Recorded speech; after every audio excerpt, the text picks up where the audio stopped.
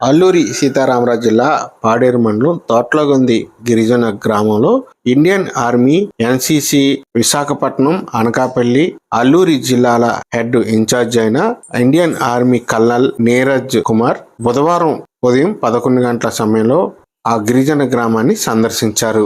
ఆ గ్రామంలో ఓ తల్లి పిల్లలను వదిలేసి వెళ్లిపోవడంతో ముగ్గురు చిన్నారులు అనాథలుగా ఉండడాన్ని ఓ సామాజిక మాధ్యమాల ద్వారా తెలుసుకున్న ఆయన నేరుగా ఆ గ్రామానికి చేరుకుని ఆ కుటుంబం తాలూకా వివరాలను అడిగి తెలుసుకున్నారు. గ్రామంలో ఉన్న ఓ కుటుంబానికి చెందిన సుమారుగా ముగ్గురు చిన్నపిల్లలు అనాథలుగా జీవిస్తున్నారని, వారికి ఎటువంటి వసతులు లేవని, పేదరికంతో కొట్టుమిట్టాడుతున్న వారిని ఆదుకోవాలనే ఉద్దేశంతో ఆ గ్రామానికి చేరుకున్నానని ఆయన తెలియజేశారు. వారికి కావలసిన నిత్యావసర వస్తువులతో పాటు పెన్నులు, పుస్తకాలు, కొంత నగదుని వారికి అందజేశారు. కుటుంబ పోషణ, ఆర్థిక భారం కారణంగా వారి స్థితిగతులు తెలుసుకున్న ఆయన వారి కూలిపోయిన ఇల్లును సైతం కట్టిస్తాననే హామీని ఆయన వెల్లడించారు. గ్రామానికి చేరుకున్న ఆయనకు స్థానిక గిరిజనులంతా గిరిజన ఆచార సాంప్రదాయాల ప్రకారం ఘన స్వాగతం పలికారు.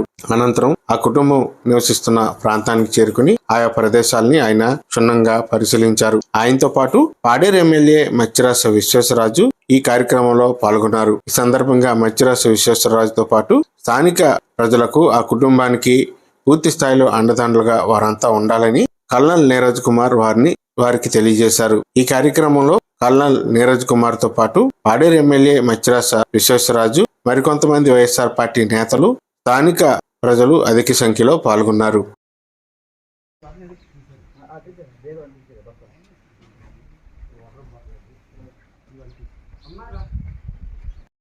రేపు ఎవరున్నా సర్పంచ్ గారు మీరు రేపు రండి, రేపు రేకులు కొనిస్తాను, రేపు 20 రేకులు కొనిస్తాను, తీసుకొచ్చేది. మీరు ఒక్కలే కదా, అందరూ చెప్పాలి, థ్యాంక్స్ చెప్పాలి ఎమ్మెల్యే గారికి. అన్న ఒకసారి ఒక నిమిషం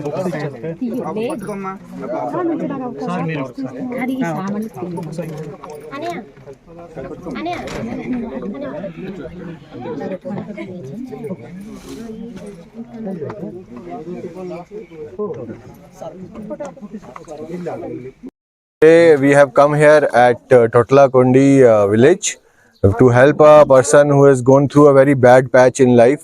His wife is not here with him, and he has got 3 kids, very small kids, 7-year-old, 3-year-old and 4-year-old kid. They are into a very bad state. They did not had food and anything for